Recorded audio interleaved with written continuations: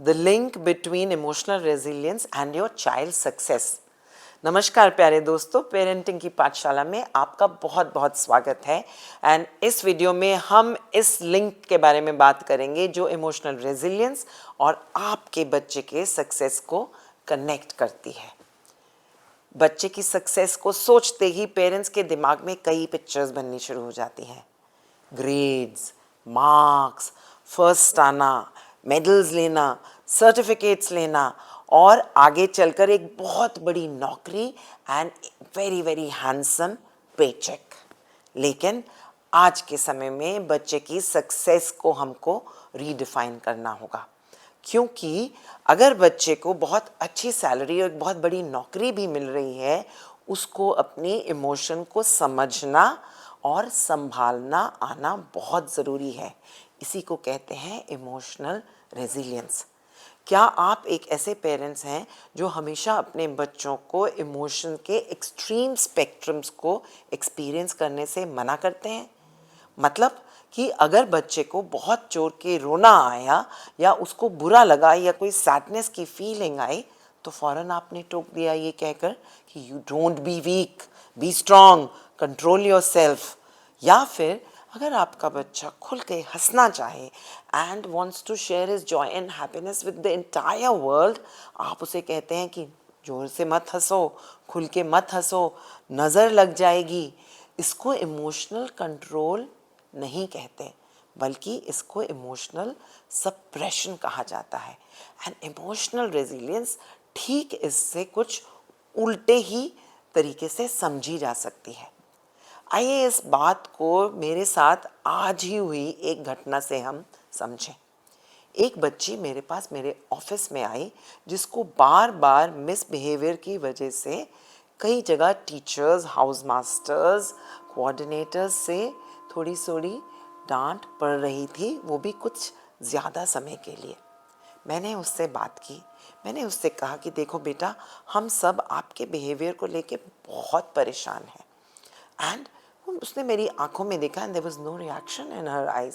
And then I started elaborating कि आपसे हम इसलिए परेशान हैं क्योंकि आप हर वक्त दूसरों से लड़ते रहते हो, या स्कूल डिसिप्लिन पॉलिसी को आप बिल्कुल फॉलो नहीं करते, क्लास को छोड़ के कॉरिडोर्स में घूमना आपको ज़्यादा अच्छा लग रहा है। लेकिन फिर भी वो मेरी आंखों में एक पजल्ड रिएक्शन से देखती रही and she was feeling no sense of remorse to my description of the way I was a little perturbed. हार के मैंने उससे पूछ लिया, क्या तुम्हें पता नहीं लग रहा कि मैं बहुत डिस्टर्ब्ड हूँ और मैं आपके बिहेवियर से बहुत परेशान हूँ? उसने कहा नहीं मैम, मुझे तो बिल्कुल समझ में नहीं आ रहा। उसकी आंखों की गहराई में मैंने जब देखा तो मुझे समझ में आया कि बच्ची को मेरी परेशानी का कोई एहसास नहीं था। मैंने उससे पूछ लिया, तो आपके दिमाग में या आपकी समझ में एक परेशान व्यक्ति को किस तरह से बिहेव करना चाहिए, किस तरह से इमोशंस को एक्सप्रेस करना चाहिए? तो उसने कहा कि ऐसे इंसान को या तो बहुत डांटना चाहिए, जो आप मुझे नहीं डांट रही हैं, या फिर आपको गुस्से में मुंह फुलाकर बैठ जाना चाहिए, वो भी आप मेरे साथ नहीं कर रही हैं। इस बातचीत से मुझे ये समझ में आया कि बच्ची को इमोशनल एक्सप्रेशन के बारे में कुछ नहीं पता। And I was actually disturbed, क्योंकि मुझे नज़र आ रहा था कि आगे चलकर ये बच्ची एक सोशल सेटिंग में कभी भी कंफर्टेबल नहीं हो सकेगी। She will have difficulty in her work space and her personal life because वो इमोशनल एक्सप्रेशन के बारे में कुछ नहीं जानती थी। उससे उसकी सोशल सेटअप में भी डिफ़िकल्टी आ सकती थी आगे चलकर। तो इसी वजह से मैं पेरेंट्स आपसे ये बात करना चाहती हूँ कि बच्चे की सक्सेस को रीडिफाइन कीजिए। इमोशंस को सप्रेस नहीं करना है। इमोशंस को एक लॉजिकल, एक सीक्वेंशियल वे में बच्चों को एक्सप्लेन करना है, ठीक उस तरह से जिस तरह से मैंने उस बच्ची को अपने परेशानी के बारे में बताया। जब बच्चे अपनी किसी वीकनेस को एक्सप्रेस करना चाहें तो उनको उसके बारे में ज़रूर बात करने दीजिए.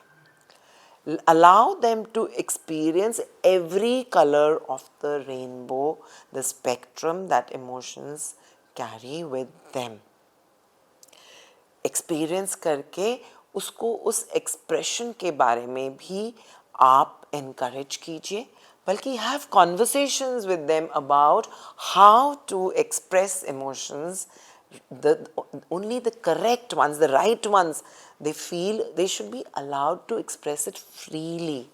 बल्कि मैं तो ये कहूँगी, क्योंकि बच्चे हमें देख कर ज़्यादा सीखते हैं, तो बातचीत के साथ साथ अगर हम अपने बिहेवियर को भी थोड़ा सा देखें और अपनी भी फीलिंग्स को एक सही तरीके से बच्चों की बात के साथ बातचीत में एक्सप्रेस कर सकें, तो बच्चे इमोशनली रेजिलिएंट भी हो सकते हैं, इमोशनली स्ट्रॉन्ग भी हो सकते हैं, इमोशंस के साथ वेल एडजस्टेड भी हो सकते हैं, and they will understand the difference between the real life and the real life. Real life जहाँ पर इमोशनल कंट्रोल की शायद ज़रूरत नहीं है, ऐसे बच्चे समझते हैं, क्योंकि जो चीज़ उन्हें बहुत पसंद आती है उसको फ्रीली वो अप्रिशिएट करते हैं, या जो उनको कभी सैडनेस होती है, एंगर होता है, उसको खुल के एक्सप्रेस करते हैं.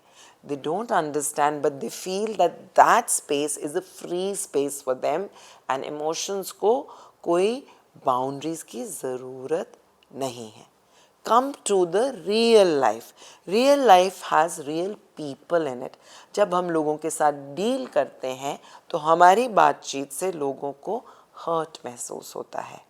हमें बच्चों को ये समझाना होगा कि हमारी कोई भी बात कही हुई या लोगों को खुशी दे सकती है या फिर दुख दे सकती है. इससे बच्चों को एम्पैथी के बारे में भी समझ बढ़ती है.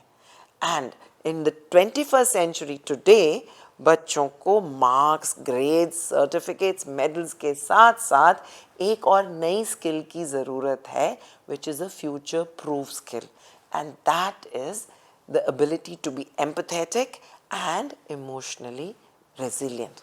इसलिए ध्यान रहे, भूलें बिल्कुल नहीं, and redefine the definition of success for your child. Marks के साथ साथ emotional resilience को equal weighted दीजिए, और अपने parenting style में इसको सिखाने के लिए ज़रूर आगे बढ़िए, और सीख सीख कर, देख देख कर, प्रैक्टिस करके you will perfect the art of making your child comfortable and very very able to express their emotions freely. Happy emotional resilience parenting.